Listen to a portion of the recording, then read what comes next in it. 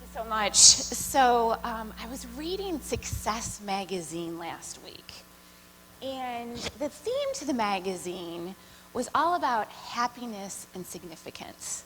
And as I was reading the different articles in the magazine, there was just this common thread that looped through the magazine, and it was about the people who were the most happy and felt like they had significance, had given back. And so my talk today is really about my experience giving back and really stepping outside of my own personal comfort zone.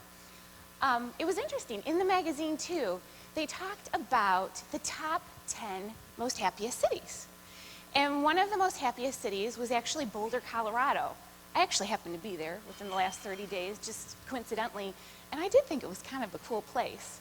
But the interesting statistic about Boulder, Colorado, was that 45% of the people in Boulder, Colorado reported actively giving back to their community. And I thought to myself, wow, just think, if 45% of Michigan, 45% of the US, 45% of the world gave back, what a difference that could make. And so my story today is actually talking to you about an opportunity I had to give back, a little bit of an unplanned opportunity, because it was a mission trip I took with my daughter. And I learned 4 main things. I learned there's a time to give with your heart, there's a time to serve with your head, there's a time to serve with your hands, and there's also a time to serve each other. This is a picture of just this amazing group of teenagers, and one of them does happen to be my daughter. She signed up last year about this time to go on a mission trip. And I thought to myself, that's awesome, good for you, you're gonna get a good character building experience, and probably a reality check too, right? And about 3 weeks after she signed up for the mission trip, the leader of her youth ministry group came up to me in the hall at church and he said, hey Robyn, I have this huge favor to ask. And I said, sure, anything, Dan, what do you need? And he said, whoa, wait, before you actually answer this, I think you should maybe consider what I'm gonna ask you. And I said, okay, what's that? And he said, we have a situation. We have 15 girls going on the mission trip in about 6 months, and we have no female chaperone. And I kind of looked at him, and I'm like, yeah, where are you going with this? And he said, well, we'd really like you to go. And I stopped, and I looked at him, and I thought to myself, okay, there's probably 15 to 20 different reasons that I could come up with in my head at that exact moment of why I couldn't go. I knew this was going to push me outside my comfort zone. I knew this was going to be outside of my experience. And quite frankly, I knew I was going to be terrified to spend an entire week with 20 teenagers. So I kind of thought about it, and I guess you could say maybe recalculated a bit. And I realized, you know what? I'm probably the one who needs the reality check. I'm probably the one who could use some character building. So I said yes. Little did I know what I was signing up for. Our mission was to bring hope to the hopeless. The interesting thing is, back to the Success magazine, not only did they report the top 10 cities in America that were the happiest, they also reported the bottom 5, or the top most unhappy cities in America. And here's the thing. We went to actually the #1 most unhappy city in America, and I'll give you a little hint. I live 20 miles from there. Take a look.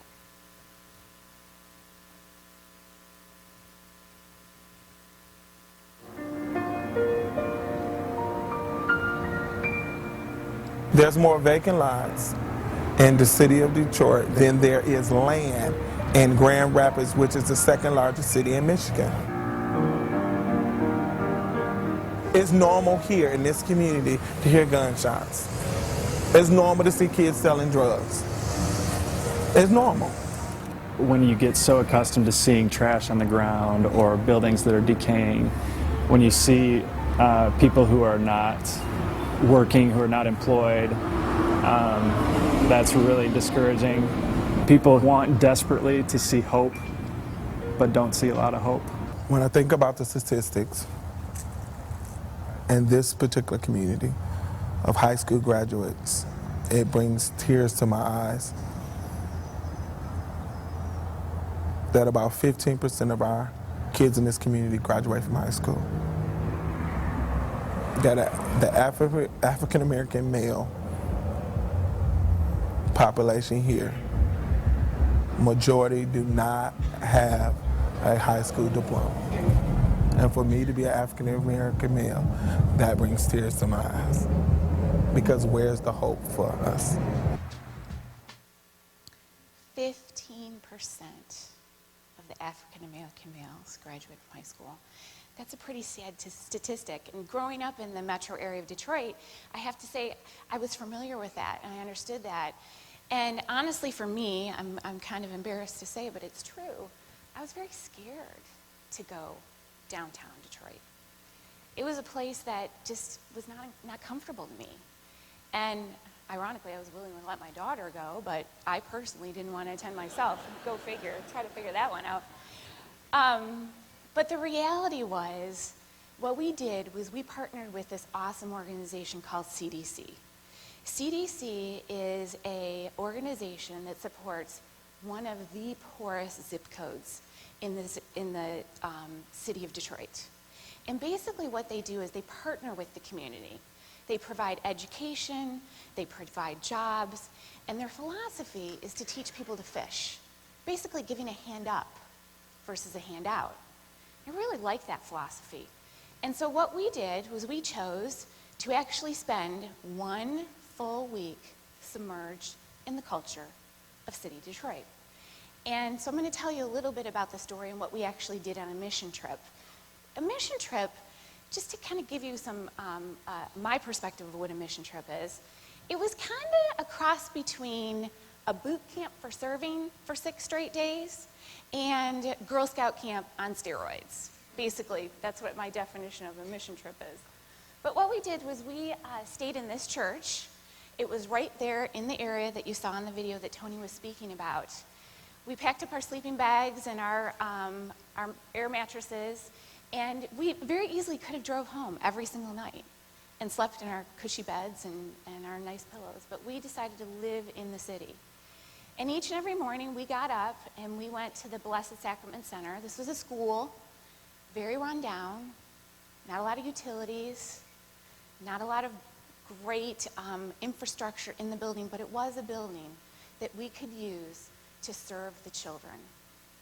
Every morning, kids came from about 2 square miles. 3 buses went out and roamed the streets, kind of like the ice cream man. Remember when you were a kid, the ice cream man comes and the bell rings and everybody runs to get ice cream? Well, it was a little different for these kids.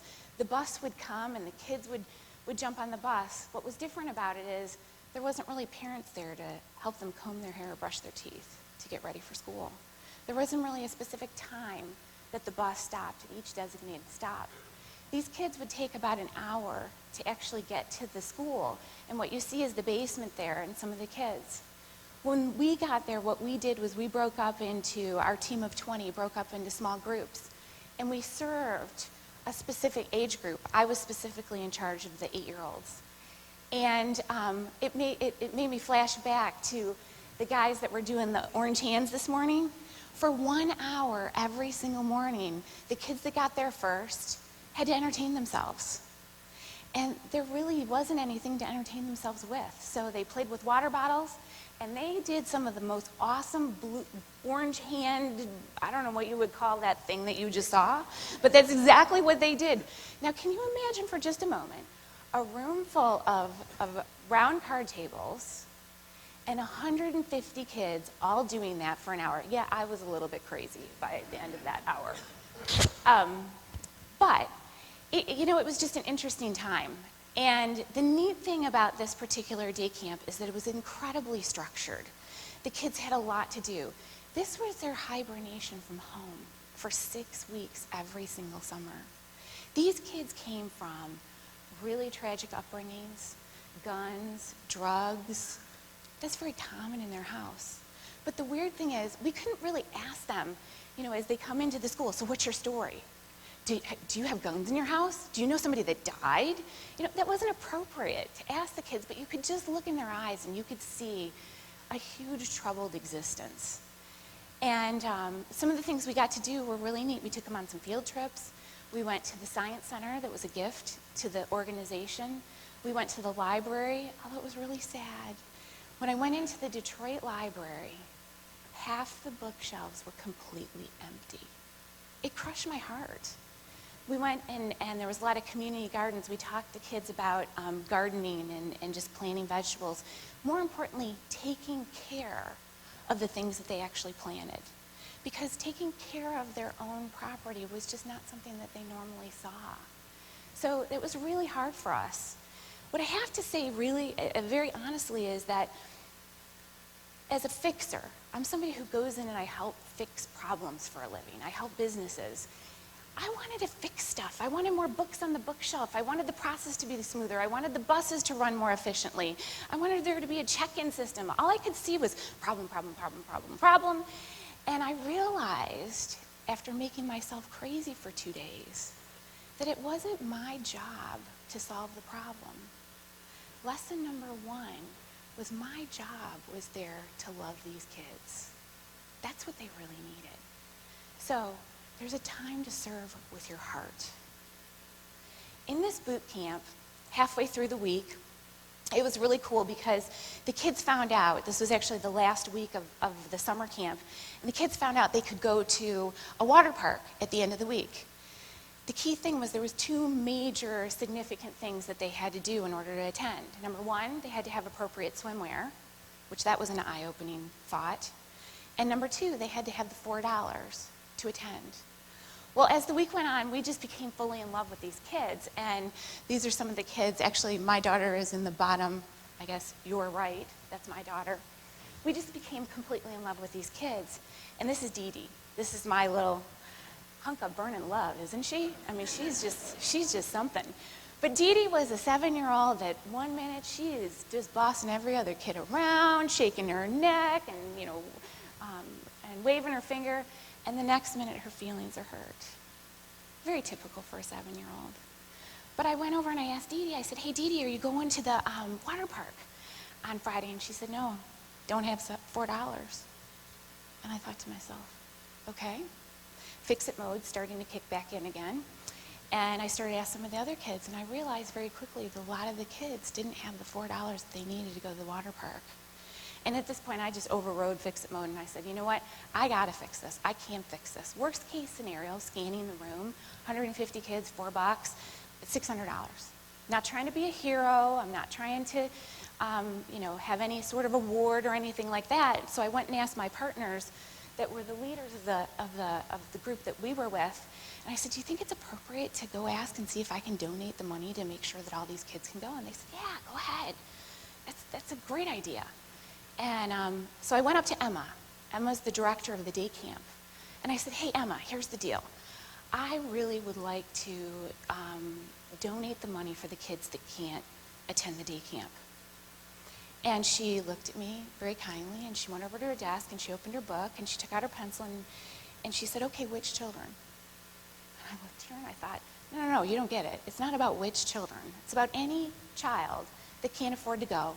I want to take care of it, but I don't want anybody to know about it. This is just kind of between you and me. I'm not doing this to be some sort of hero. I'm just doing this because I really want them to have fun. And she said to me, okay, but I need you to consider something. The thing I need you to consider is that these children come here for 6 weeks, every single day, for free.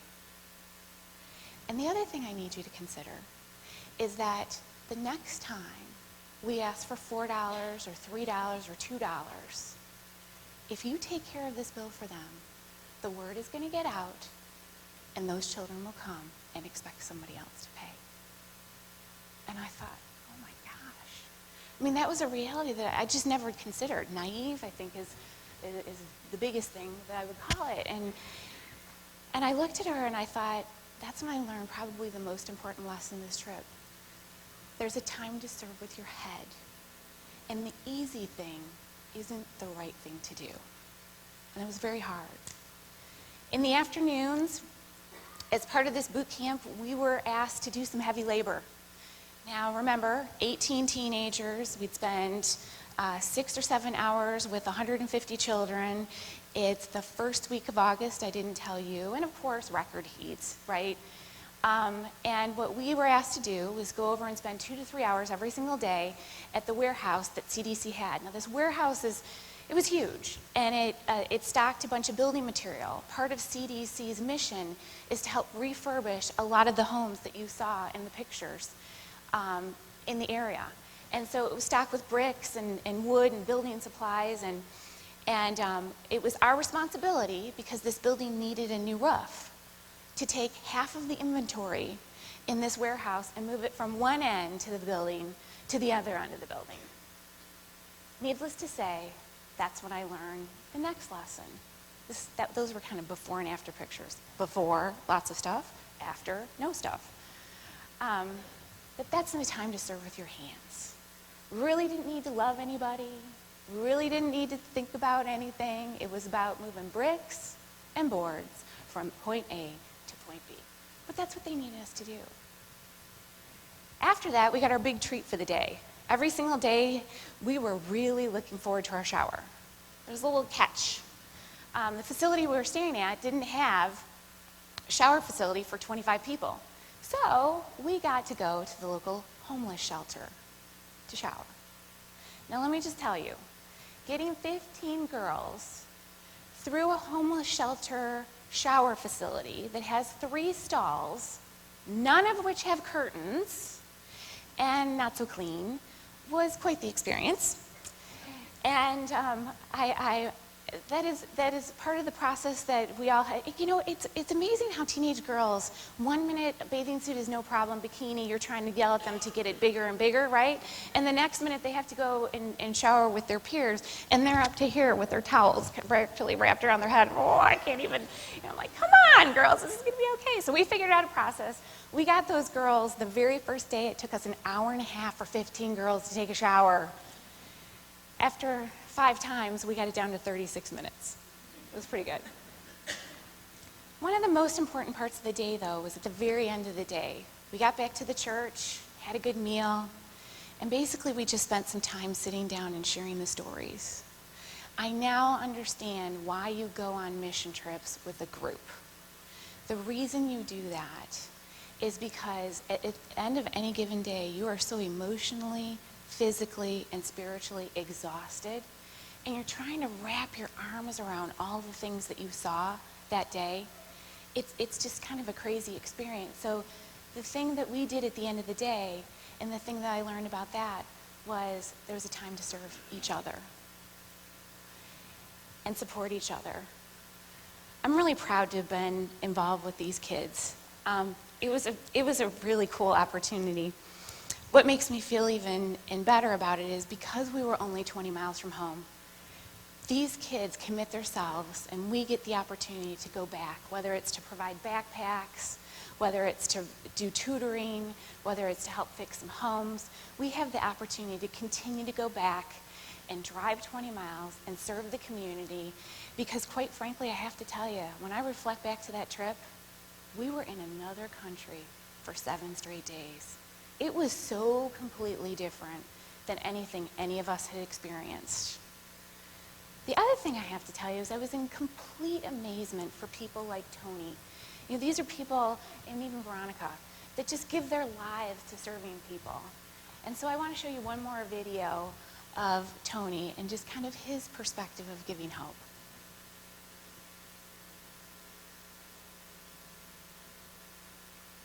People seem to think that there's no hope in Detroit. And I see by the things that we do, this small organization, that we're providing hope and opportunities for people in this community. I see people created by God who oftentimes don't get a chance to be who God created them to be because of things that are stacked against them. So to invest in the people who are here doing the work is critical, so that we can multiply ourselves into the lives of young people and adults here. When I look into the eyes of a child and I see the desperation and the hopelessness, that they can be able to come to a place and need a meal, that's provided for them. And I know that some only have one meal a day, and that's sometimes the meal that we give them. It's much easier to say, I'm going to give you a pair of tennis shoes, and people need that. But they also need to be developed day in and day out so that 25 years from now, you still don't have to give them the pair of tennis shoes. Why did I do what I do? It's because I may be the only Jesus that the kids may see. And whether that's giving a cup of water, whether that's providing food, whether there's being a friend, whether there's building a relationship, I may be the only Jesus that they see.